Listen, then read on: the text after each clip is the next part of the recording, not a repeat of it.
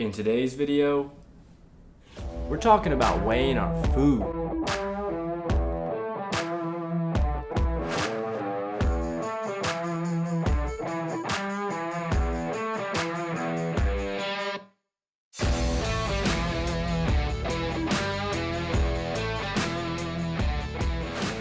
Welcome to the video, guys. My name is Tyler, also known as the Fit Chemist, and I help people take control of their lives by taking control of their fitness and nutrition habits so that ultimately we can lead a healthier and happier life. So if you're new here, welcome. Please consider subscribing and turning notifications on so you don't miss when I post a new video. And if you're returning, welcome back. I'm so happy that you're here. So we have another change of scenery. You guys get to see what is finally behind me. I'm no longer sitting in my living room. I'm here in the meal prep palace. This not so large kitchen in a small Boston apartment.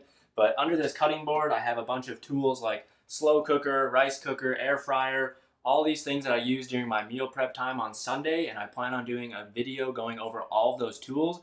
But in today's video, I want to talk about one particular tool that I use almost all the time, and that is a food scale. And I want to answer the question of whether or not you should be weighing your food, and if you do, should you use a food scale or should you use something like measuring cups and tablespoons? Right off the bat, my initial answer would be yes, you should weigh out your food, but there are some cases in which it might not be for you. So weighing your food might be for you if you are someone who is a physique competitor and you're in a contest prep. So this thing is so handy during my contest prep seasons because I know exactly how much food I'm eating.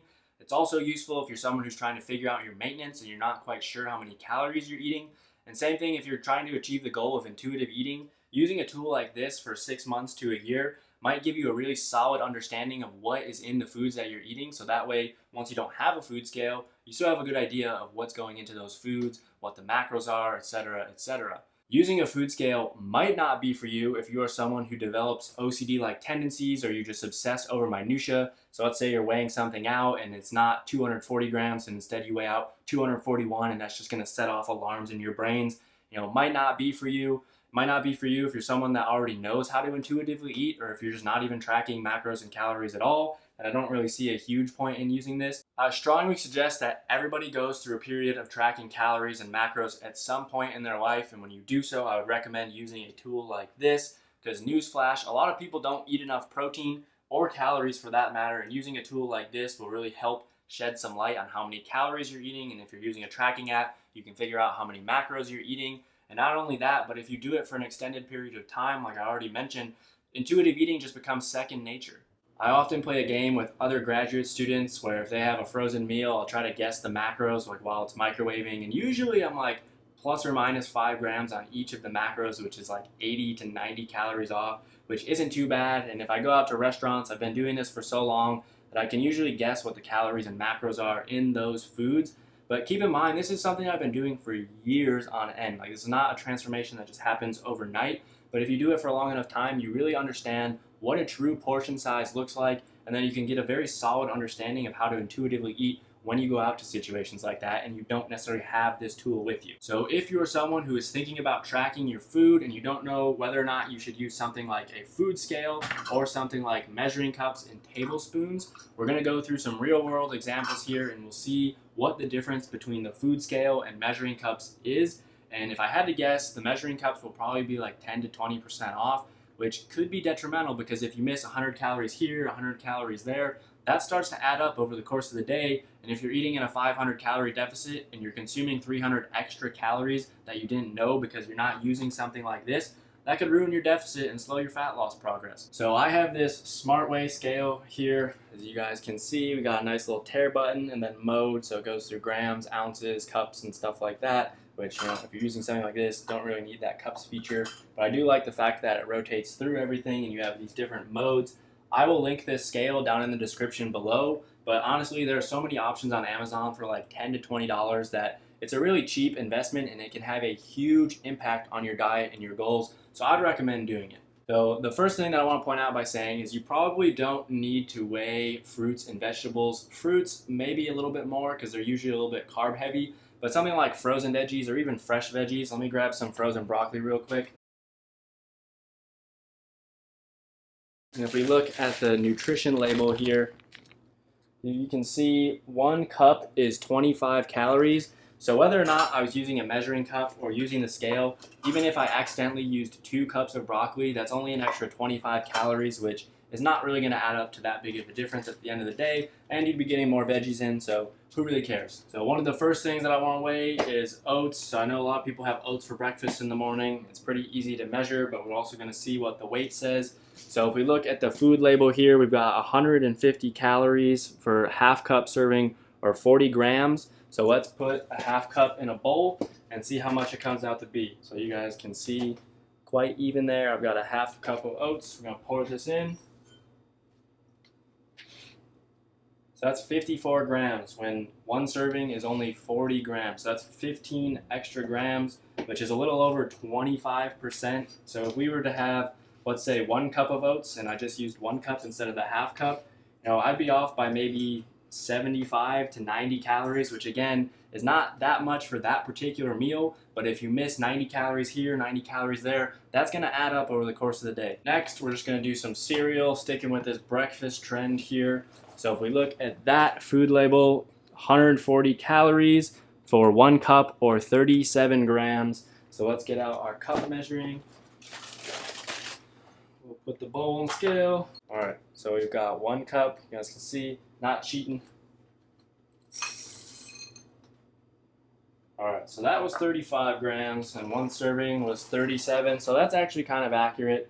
I would imagine there might be some other cereals that would give you maybe like 10% extra calories. So something like a cereal you might be okay getting away with just measuring something like this. Next up, we've got some white rice. So a common meal prep side that I see a lot of people use. So if we look at this nutrition label, we can see there are 180 calories in a quarter cup. So typically what people do, or at least what I do, is I do half a cup for each of my servings. So that comes out to be about a cup or 2 of rice. So we're going to look at 100 grams here, and I'm just going to do a half cup, and that should be about 360 calories. So you guys can see, half cup, not cheating, no extra rice in there. That came out to be 95 grams. That's surprising. I thought that would be maybe like 120 to 130 and be some extra calories. So that actually doesn't look that bad. Up next, we've got some of this mini penne. So let's look at the food label. So we've got 1 half cup is 56 grams or about 200 calories. So let's see what that comes out to be. All right, so we've got our half cup. That was only 49 grams. Wow.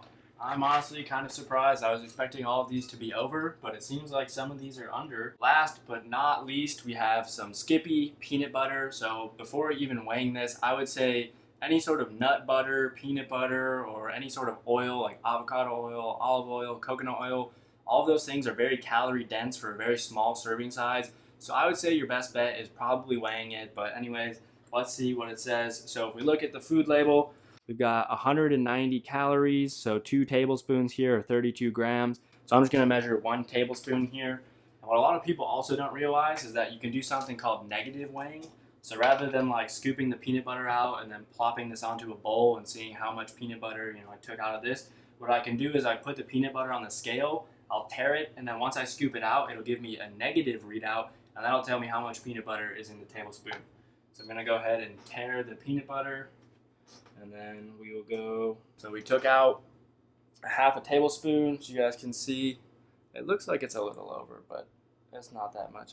So this is 19 grams, so if we did that twice, that would be 6 grams off, and the serving size is only, 32 grams, so that's like 20% of your calories off, which, again, it's not a huge difference, but over the course of the day, if you're doing that with a bunch of different ingredients, it really could add up. I've never done this comparison before, and I was actually kind of surprised at how accurate the measuring cups are compared to the food scale. So personally, I like the food scale just because it is more accurate. I know exactly how much I'm eating, even though these tools didn't really seem to have that big of a difference.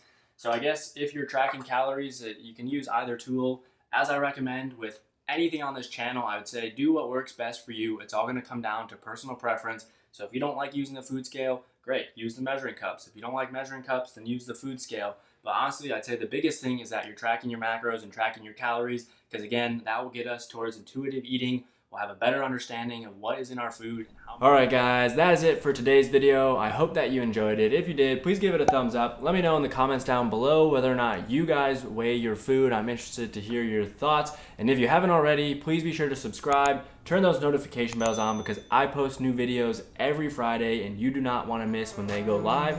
And with that, I'll see you in the next video.